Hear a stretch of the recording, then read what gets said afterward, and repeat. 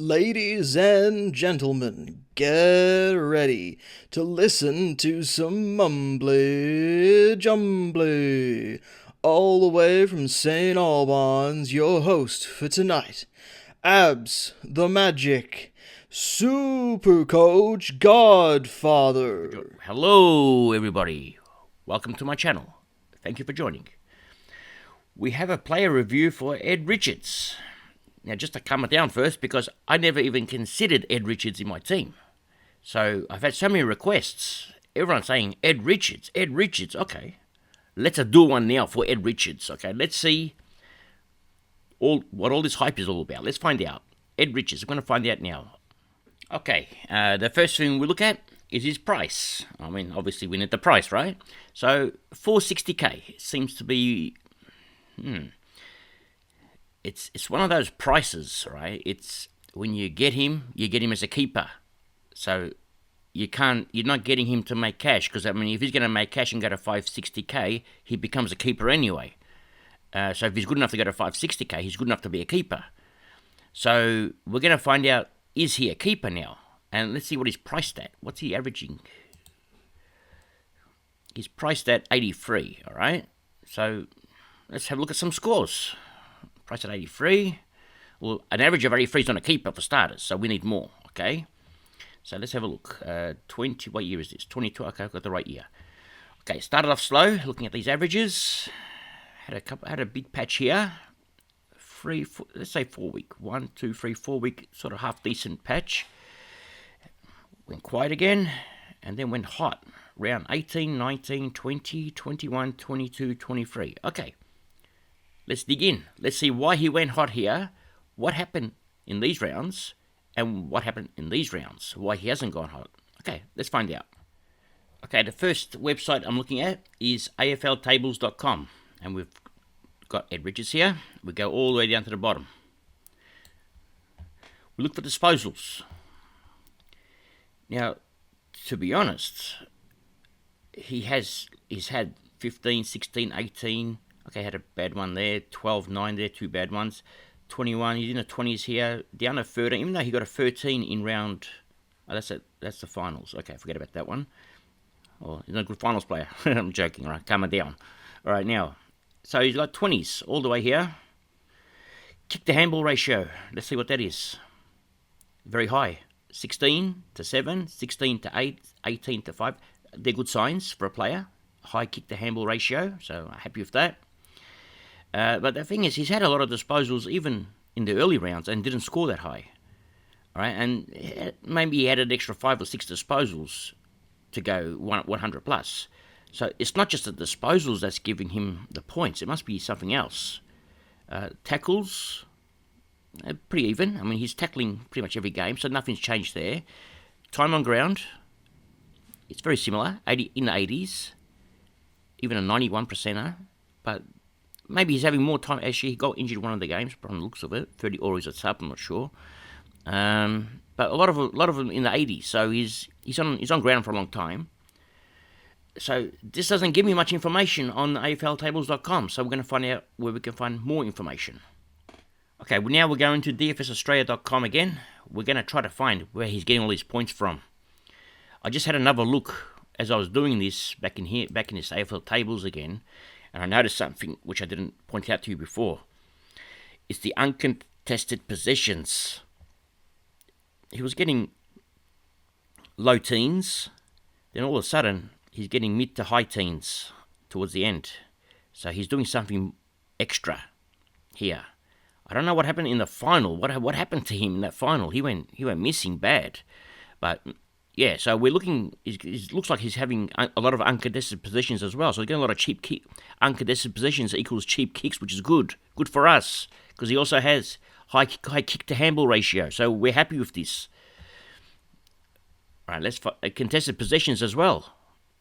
He had more contested possessions earlier, and he wasn't scoring that well than what he's had now, and he's scoring higher. So the uncontested possessions is helping him a lot. Okay, let's go to DFSaustralia.com, and we're going to look for his kick-ins, okay? Does he take kick-ins? The answer is not really, okay? So he does, but just one or none. It's not really a kicking, all right? So they don't even count. It's only extra 4 points. So that's not going to help him.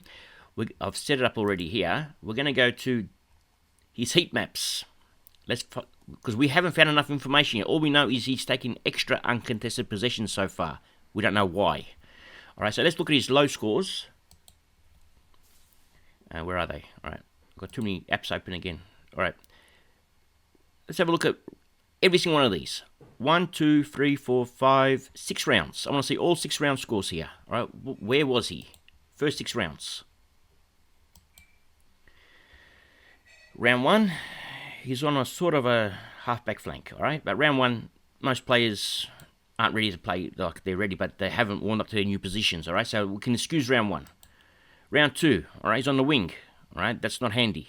A wing isn't one of the best positions you can play on. Round 3, I'm just going to close this. On the wing again. All right, so we don't want our player on the wing. Round 4, on the wing, so that's not handy. We don't like players on the wing, all right? Let me tell you that right now. Players on the wing get only can get. If you're on the midfield, you'll get more disposals. If you're on defence here, the ball always comes around here, so the field narrows when it comes to defence. Okay, so the wing is wide. As soon as it gets to a narrower field around here, the chances of you getting a position are very high. That's why I love plays that are central around this area here. All right, so on the wing, I don't like my players on the wing. I try to absolutely, unless they're a rookie, that would be the only reason I pick a winger. All right, so on the wing, that round 5, had a good roll, round 5, but he didn't score much. All right, why didn't you score much in round 5? What did you do? Let's get over here. Round 5, 79. How many disposals in round 5? 18 disposals. 11 kicks, 7. That's not too bad. Why didn't you score well? 1 tackle. What'd you do? 1 free, 4, 1 free against it. 11 uncontested possessions. Okay, so he didn't run much. All right, so here it looks like he's run a lot more, run harder to get a possession. And in his early games, it looks like he might even be tagging a player. So it looks like he's like on a player. So he's making sure that his player doesn't get loose. So he's not actually breaking free yet.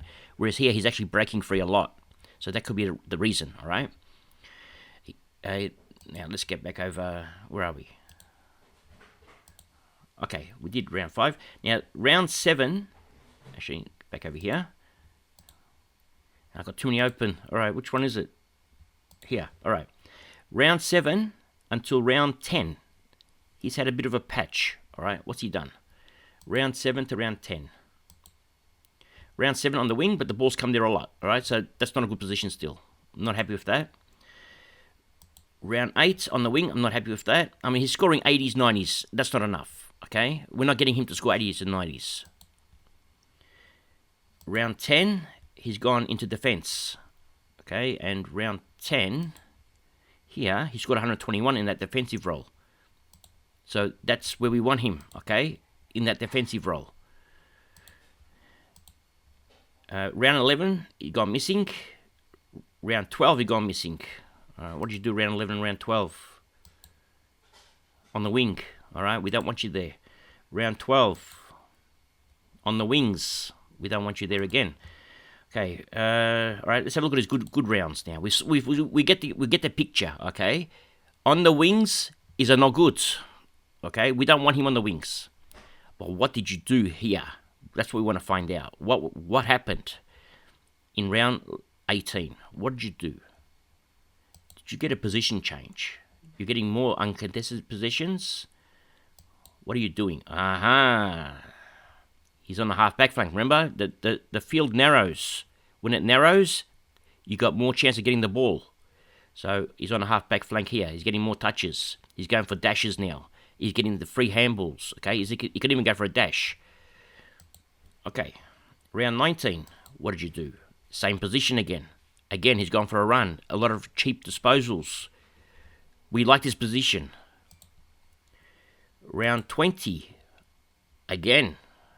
in the half-back line. He's actually moved around a lot. He's playing all over the half-back line now because of a narrow... I'm happy with this position. Round 21, again, in defence. No more wings. I mean, he's on the wing a little bit, but it's only because he's running there from the half-back line. It's not because he's starting there. He's starting here. All right, this is good. Round 22. I don't like this position. All right, he's on a back pocket, sort of. What did he score round 22? 106. Still scored okay, but it's not a position that I like. All right. Round 23, which is the last one. All right. What did you score? Where were you? Round 23. Okay, back in that half-back line. He's moving around a bit now. All right, he hasn't got that central spot, but he's still around the same area, so still doing well. Okay, now for my final verdicts. From the 7 games that he played in that half-back role, and when I say 7 games, I counted these games. I counted round 10, because he played half-back that game, round 18, 19, 20, 21, 22, 23. So there's 7 games in total on that half-back role. So from those 7 games, where are you? Okay, sorry all about all these pop-ups. All right, now I lost my... Here it is. All right. From those 7 games, he averaged 112. All right. Now 112 average. If you go by the magic number, his value would be, if you were to start him, and he was playing in that position all year last year, he'd be starting at 620k. All right. So at 460k, that's not a bad deal. Is worth 620k in today's value if he had that role, that 7-week role for the 23 weeks. Now, the question then becomes, is he going to get that role next year? And I can't see why he won't get that role next year but then again, we're talking about Bevo here, okay? So just calm it down. I mean, we have McRae playing on a wing. We have Dunkley playing in a forward pocket. We have Dunkley rucking. We don't know where Bevo plays his players. But if the coach wasn't Bevo, and if the coach was virtually anyone else except the horse, I would say jump on him. The coach being Bevo, I still say his value. I still think it's a good deal. Now, you've got to also consider he has a round 15 bye, okay? And a lot of players have that round 15 bye that have value. It's incredible. They found all the value players and put them on the round 15 bye. So he has value. He has 160k or 150k worth of value. So it's a lot of value. And it's not too bad because you can always upgrade him. If he's not performing like to his best, you can always upgrade him in round 15 to a better primo. So it's not all lost. So it's actually good that he has a round 15 bye. So my final verdict is enter with caution. If he has, keep an eye on him, see what his role is, see if Bevo talks about him during the preseason and says we're going to put him back on that wing. If he says that, then we have a problem because they have lost a winger. So we'll see what happens where they put him, but hopefully it's not on the wing. If he's on the half-back flank, it could be a good get. That's all for today. Thank you for joining. And always remember one thing. It's nice to be important, but it's important to be nice. Ciao for now.